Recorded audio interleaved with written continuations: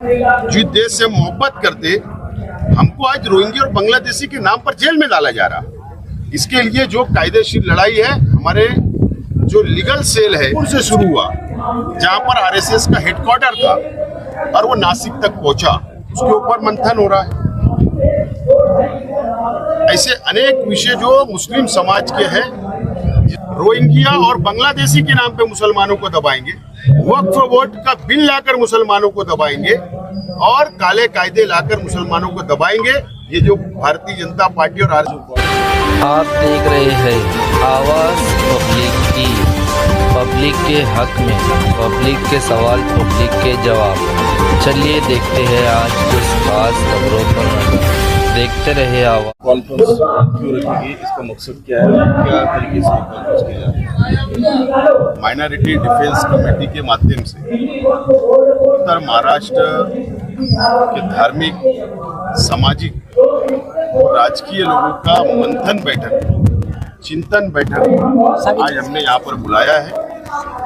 और केंद्र सरकार ने जो वक्फ अमेंडमेंट बिल पास किया है, जो काला कायदा पास किया है, उस काले कायदे का कायदेशीर कैसे उत्तर देना, उसके ऊपर चिंतन हो रहा है।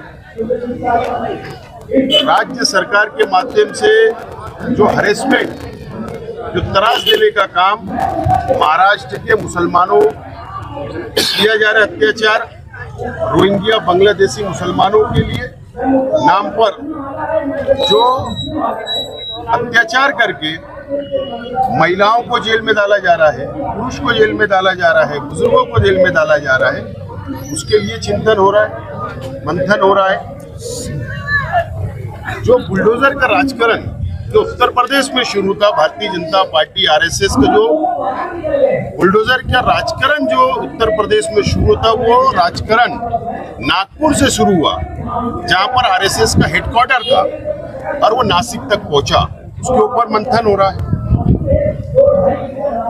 ऐसे अनेक विषय जो मुस्लिम समाज के हैं, जिस पर केंद्र सरकार और राज्य सरकार अत्याचार कर रही है, आज मंथन बैठक हमने बुलाई है और हम संविधान के चौकट में रहकर किस तरीके से राज्य सरकार के काले कायदे को उत्तर दे सकते हैं, इसके ऊपर आज निर्णय होगा।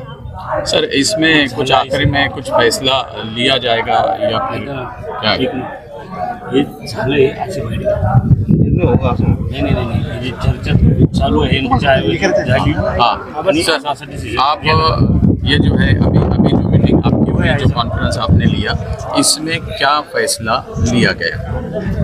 चिंतन बैठक में जो आज निर्णय लिया गया है, राज्य सरकार और केंद्र सरकार के जो काले कायदे हैं, जो विशेष मुस्लिम समाज को टारगेट करने का काम, अत्याचार करने का काम किया जा रहा है, उसके ऊपर कायदेशीर लड़ाई लड़ने का निर्णय आज हमने लिया है। और वक्फ अमेंडमेंट बिल जो काला कायदा है केंद्र सरकार का, जो आरएसएस, बीजेपी ऐसे लोगों ने जो काला कायदा बनाई, उनकी नीयत खराब है कि मुस्लिम समाज की वक्फ की प्रॉपर्टी के ऊपर कब्जा करने का जो काम करके उद्योगपतियों को देना चाहती है, उसके ऊपर कायदेशीर लड़ाई लड़ने का भी आज की चिंतन बैठक में निर्णय हुआ है। रोहिंग्या बांग्लादेशी के नाम पर मालेगांव से एसआईटी बनती, जलगांव, सिल्लोड, अमरावती, भिवंडी, परभनी पूरे राज्यों में जा रहे, और जो देश के हम जो देश में पैदा हुए, जिस देश से मोहब्बत करते, हमको आज रोहिंग्या और बांग्लादेशी के नाम पर जेल में डाला जा रहा। इसके लिए जो कायदेशीर लड़ाई है, हमारे जो लीगल सेल है, उसके माध्यम से लड़ने का निर्णय हुआ है। और ये ऐसी बैठक यहाँ रुकेंगी नहीं, चाहे हमको बीजेपी रोकने का काम करे, आरएसएस रोकने का काम करे, हम रुकने वाले नहीं है। हम कायदे से उत्तर देने का काम करेंगे।